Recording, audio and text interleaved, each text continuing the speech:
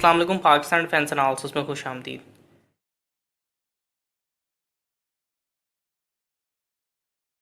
Sahiwal coal power plant, जिसे हम हुएंग Shandong energy के नाम से भी जानते हैं, जिस कंपनी यानी हुएंग ग्रुप कॉर्पोरेशन लिमिटेड की जानिब से जो है एक रिपोर्ट में बताया गया है कि पाकिस्तान में मौजूद साहिवाल कोल पावर प्लांट को ऐसा मुमकिन बनाया जा सकता है कि ये अल्ट्रा लो लेवल पे और इवन ज़ीरो कार्बन एमिशन जो है मुहैया कर सकता है।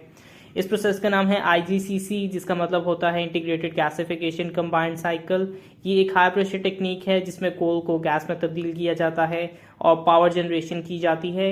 इसमें हाउएवर इम्प्योरिटीज को भी रिमूव करने का अमल दखल ज़रूर शामिल होता है। हाउएवर कंपनी के स्पोक्स पर्सन की जानिब से कहा गया है कि हालांकि ये IGCC एक डेमो प्रोजेक्ट के तौर पे है, लेकिन इस प्रोजेक्ट से साबित हो रहा है कि ज़ीरो कार्बन एमिशन का फिनोमेना जो है मुमकिन है।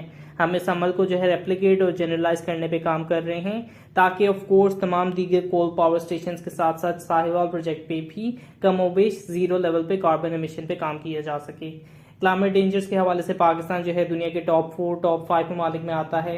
हालांकि हमारा शेयर जो है इस माहौलियाती आलूदगी में तकरीबन 8% के आसपास है, लेकिन चूंकि हम सब जानते हैं कि एक वर्ल्ड वाइड फिनोमेना है, इसलिए 0% कार्बन एमिशन जो है कंट्रीब्यूट करेगा और स्पेशली पाकिस्तान जैसे मुल्क को इसकी सख्त ज़रूरत है, गिवन कि इसका डायरेक्ट इम्पैक्ट जो है हमारी मुस्तकबिल की जनरेशन पे पड़ सकता है।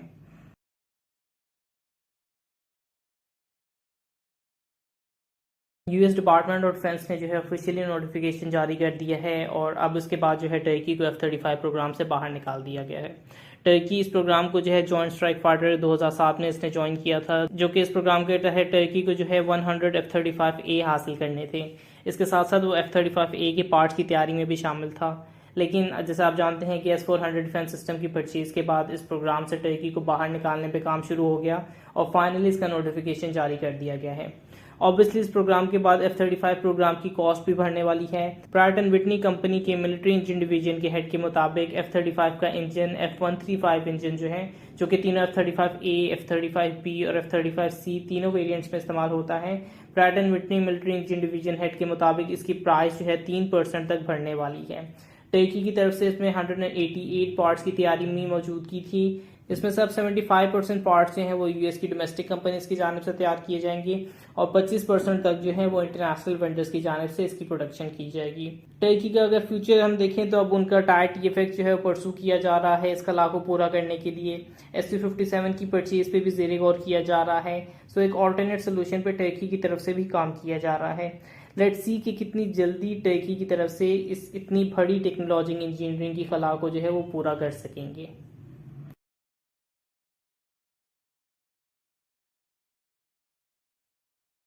पाकिस्तान और कतर की नेवीज की जानिब से पर्शियन गल्फ के अंदर बायलैटरल नेवल एक्सरसाइज कंडक्ट की जा रही है। इस नेवल एक्सरसाइज में पाकिस्तान नेवी की PNS आलमगीर फ्रिगेट मौजूद है और कतरी नेवी की जो है FAC यानी fast attack craft version class की मौजूद है। इन एक्सरसाइज का मकसद दोनों नेवीज के दरमियान इंटरऑपरेटिबिलिटी को बढ़ाना है। दोनों नेवीज ने जो है रिसेंट पास में एक नंबर ऑफ नेवल ड्रिल्स की हुई हैं। अमन एक्सरसाइज उसमें शायद सबसे बड़ी हाईलाइट है। इसके अलावा भी दीगर एक्सरसाइज में उन्होंने पार्टिसिपेट किया हुआ है। सो दोनों नेवीज के दरमियान जो है इंटरऑपरेटिबिलिटी की एक्सरसाइज जारी है। आगे बढ़ने से पहले एक कोरोना वायरस हेल्थ एडवाइजरी है, जिसके अंदर ये आपको एडवाइस किया जाता है कि आप कोरोना वायरस से मुतालिक तमाम स्टैंडर्ड ऑफ प्रोसीजर्स पे अमल दरामद करें और मास्क का इस्तेमाल जो है वो ज़रूर लाएं। जैसे कि हम सब जानते हैं कि हमारे नेबर में इंडिया जो है इस वक्त बहुत ही केओस का शिकार है। डेली जो है उनके 300,000 प्लस केसेस सामने आ रहे हैं और अनऑफिशियल रिपोर्ट्स में ये भी क्लेम किया जा रहा है कि एक दिन के अंदर 10,000 से ज़्यादा जानें जो हैं वो ज़ाया हो चुकी हैं। सो आई होप कि जो है इस पर कम्प्लीटली अमल दरामद किया जाएगा। पाकिस्तान में भी कुछ ऐसे इंडिकेटर्स आ रहे हैं जो कि पॉजिटिव इमेज शो नहीं कर रहे हैं। मतदान के अंदर बहुत से ऐसे एस्पेक्ट्स हैं, वहाँ पे 51% पॉजिटिव रेट शो किया गया है। तो आई होप कि आप जो है प्रॉपर स्टैंडर्ड ऑफ प्रोसीजर्स पे अमल दरामद करेंगे और पाकिस्तान को फर्दर मुश्किल हालात में जाने से बचाएंगे। Thank you.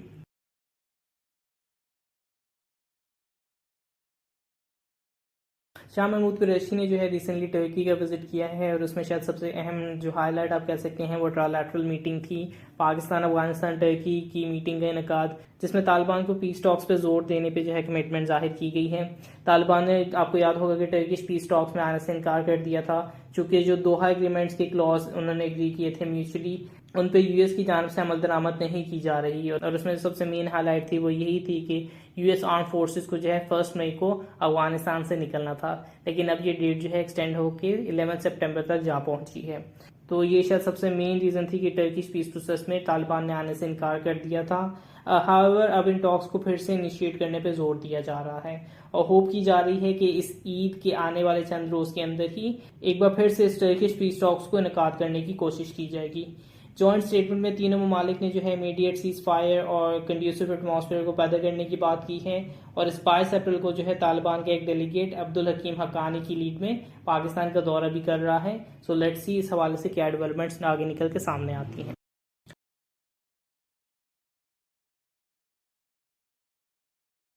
Chinese radar expo के बारे में हमने लास्ट वीडियो में बात की थी, और इस एक्सपो में हमें KLJ-7A के कुछ विजुअल्स फाइनली देखने को मिले हैं। वाइल इसकी कोई प्रॉपर डिटेल सामने नहीं आई है, लेकिन ग्लोबल टाइम्स में एक टॉप साइंटिस्ट ने जो है JF-17 थंडर के हवाले से और स्पेसिफिकली ये KLJ-7A रेडार के हवाले से अपने रिमार्क्स दिए हैं, और इसके अलावा भी उन्होंने दीगर रेडार जैसे एंटी स्टेल्थ रेडार्स वगैरह जो है उसके हवाले से बात की है। लेकिन पाकिस्तान चाइना JF-17 थंडर के KLJ-7A रेडार के हवाले से उन्होंने कहा है, कोट, पाकिस्तान चाइना जॉइंट तैयार करदा JF-17 थंडर में मौजूदा फायर कंट्रोल रेडार जो है अभी से दुनिया के एडवांस लेवल रेडार्स में से है। Quote, I think over the time इस चीज़ पे मुकम्मल कंसेंसस किया गया होगा कि चूंकि पाकिस्तान को खुद भी रेडार की तैयारी के लिए रिसर्च एंड डेवलपमेंट की ज़रूरत है, और इस कड़ी में पाकिस्तान की जानिब से भी अपना रेडार तैयार किए जाने का इम्कान है, बल्कि इसके बाकायदा विजुअल्स भी हमें देखने को मिल चुके हैं। और ये चीज़ के KLJ-7A की मोस्ट लाइकली एक असेंबली लाइन जो है पाकिस्तान में तैयार की जाएगी, जो कि JF-17 थंडर ब्लॉक 1 और ब्लॉक 2 के अंदर KLJ-7A सा रेडार की अपग्रेड का काम करेगी। तो इससे हमारी रिसर्च एंड डेवलपमेंट में बहुत ज़्यादा अहमियत सिर्फ इसी असेंबली लाइन से हमें हासिल हो जाएगी, जो कि अब दुनिया के सबसे एडवांस फायर कंट्रोल रेडार्स में उसका शुमार होगा। तो ये जो है रेपुटेशन वाइज KLJ-7A एक बहुत मेजर इमेज कैरी कर रहा है।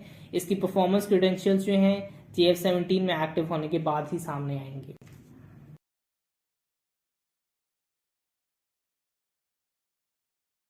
22 अप्रैल को जो है टर्किश AKINSI TİHA जो कि बेरख्तार कंपनी की जानिब से डेवलप किया गया है, उसने कामयाबी के साथ अपनी पहली फ्लाइट टेस्ट फायरिंग को कामयाबी से मुकम्मल किया है, और इसके अंदर एक स्मार्ट इंटेलिजेंस एम्यूनेशन MAMT की फायरिंग जो है सबसे बड़ी हाईलाइट थी। टेस्ट के अंदर 3 टारगेट्स को लेजर टारगेट किया गया था, और स्मार्ट म्यूनिशन के थ्रू जो है उनको निशाना बनाया गया है। ये MAMT यानी मिनी इंटेलिजेंस म्यूनिशन को ज़्यादा रेंज और हायर एफिशिएंसी के लिए डेवलप किया गया है। इसके पिछले वेरिएंट्स भी डेवलपमेंट में मौजूद थे, लेकिन इसमें जो है एक सेमी एक्टिव लेजर सीकर मौजूद है जो कि हाईली सेंसिटिव है, मतलब कि ये स्टैटिक और मूविंग टारगेट्स दोनों को बहुत एक्यूरेटली टारगेट कर सकेगा। इसको आर्मर्ड, अनआर्मर्ड, बिल्डिंग, सरफेस तमाम टारगेट्स को निशाना बनाने की सलाहियत रखता है। UAV के साथ जो है इसकी टारगेट रेंज कैपेबिलिटी तकरीबन 30+ किलोमीटर की है। Not to forget AKINSI TİHA project भी जो है अपने बहुत अर्ली डेवलपमेंट फेज में है।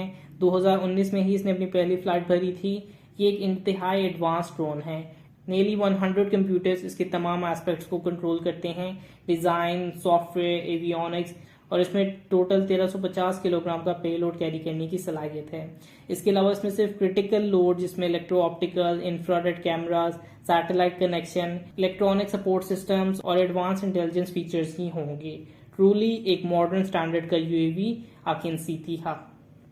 लाइक सब्सक्राइब, और अगर आपकी कोई फीडबैक है तो उसे कमेंट बॉक्स में डालिए। तब तक के लिए पीस आउट, पाकिस्तान जिंदाबाद।